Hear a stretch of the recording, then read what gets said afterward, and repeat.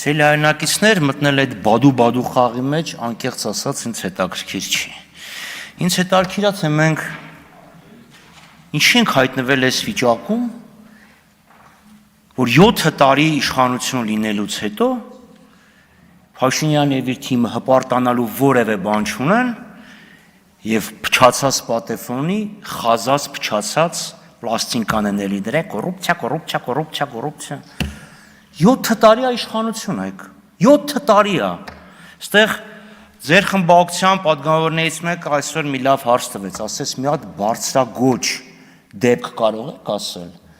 վստահ չեմ, որ պարոն Նահապետյանը նշեց, չէ, ես բարձրագոչի նկատի ունեմ, ձեր համար բարձրագոչ է, հիմա ասեք չխանգար են, էլի, ասեք թող չխանգար են, էլի, հա, ասեք չզզվսնեն, էլի, հա, ուզում ես կես հետքան եք ձեզ տամ, կարամ էլի, կարամ տամ, բայց չվերցնեք։ Ավարտեք խնդրեմ երկխոսությունը, շարունակեք պարոն Խաչատրյան եւ հարգալից խնդրում եմ։ Այո, խնդրեմ ասած չմիջամտեք, դա ձեր անմիջական պարտականությունն է։ Շարունակեք էլի ելույթը, ինձ բան մի արեք։ Այս իշխանությունները, կրկնում եմ, դրել են այս անհասցե դատարկ մեղադրանքների տարափ են տեղում։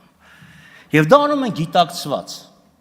գիտակցված, որովհետև եթե իրենք կոնկրետ ինչ-որ բան կարողանային գտնեին կամ ուզենային, իրանք դա կանեին, բայց դա իրանք շահերից չի բխում։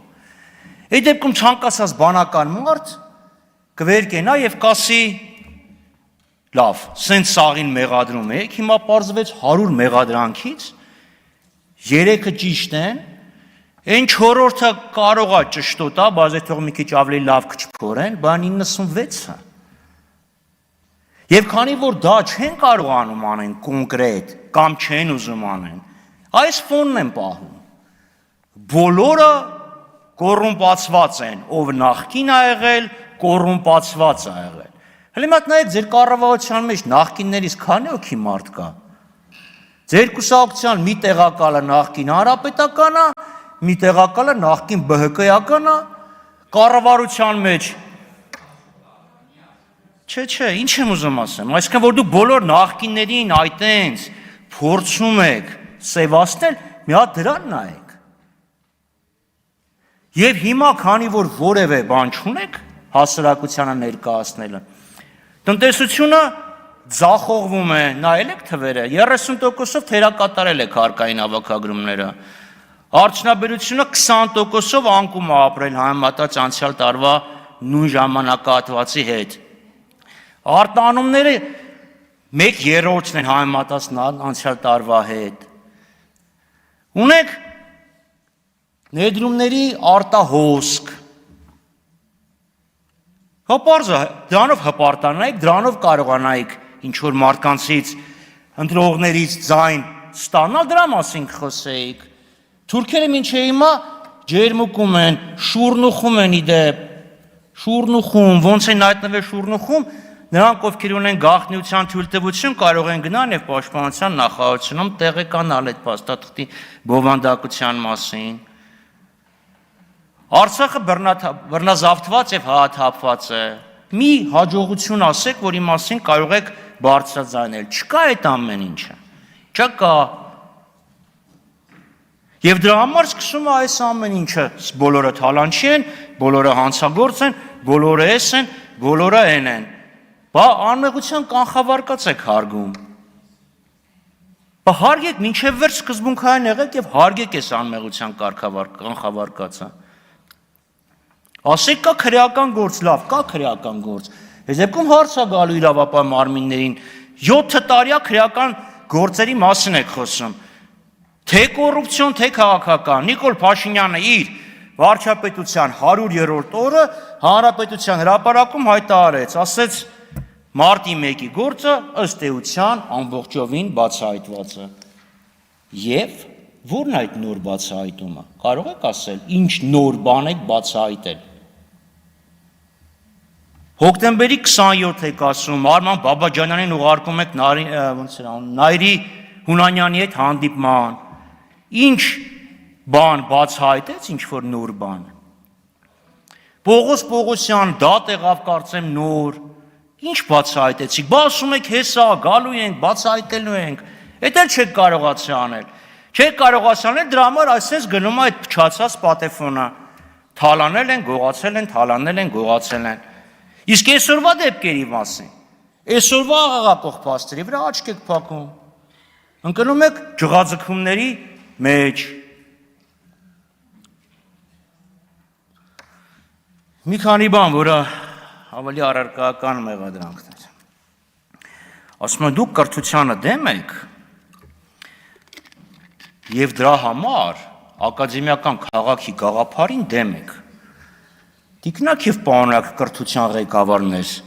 կարող եք նշել մի երկիր, որի մայրաքաղաքում բու չի լինելու։ Կարող եք նշել։ Կա տես մի երկիր։ Որն է։ Տուվալուն թե Պալաուն։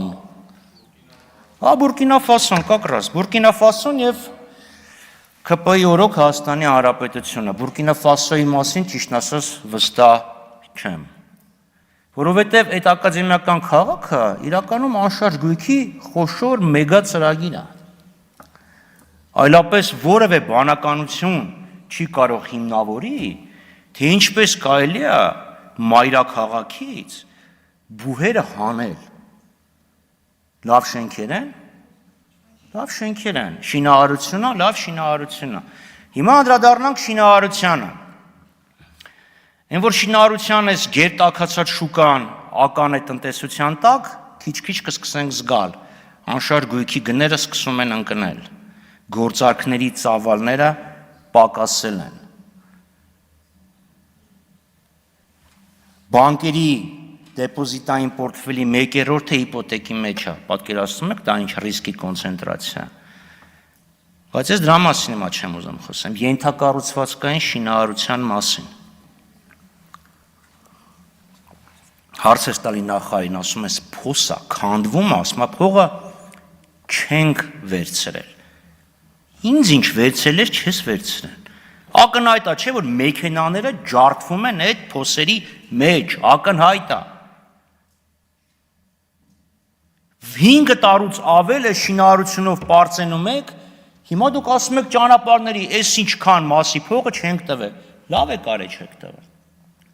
Բայց պարզա չէ, որ սխալ պլանավորում է գնացել։ Պարզա չէ, սխալ պլանավորում է գնացել։ Վատ որակյա է ամեն ինչը գնացել։ Ով է պատասխան տվել, ասում փողը չենք տվել։ Իսկ տնտեսության վնասը հաշվել եք։ Հաշվել եք, որ մեքենան մտնում է, փոսը կոտրվում է, ջարդուփշուր է լինում։ Դա ինչ վնաս է մեր տնտեսությանը։ Սա էլ փակվեց, այս թեման էլ այլևս չկա։ Խաղաղության օրակարգից ինչ կա։ Մի քանի օր առաջ Արադ Միրզյանն ասում էր, դե լավ լուրի ենք սպասում, թախտին նստած բախտին է սպասում։ Կա ինչ որ բան։ Չկա որ գաք ասեք, սենց ռեալ ինչ որ մի դրական ազդակ ենք սպասում։ Դա չունեք եւ անում եք այն, ինչը ձեր մոտ ստացվում է ամենից լավը։ Քննադատել, վիրավորել, մեղադրել եւ զրպարտել, որովհետեւ դուք 7 տարի լինելով իշխանություն,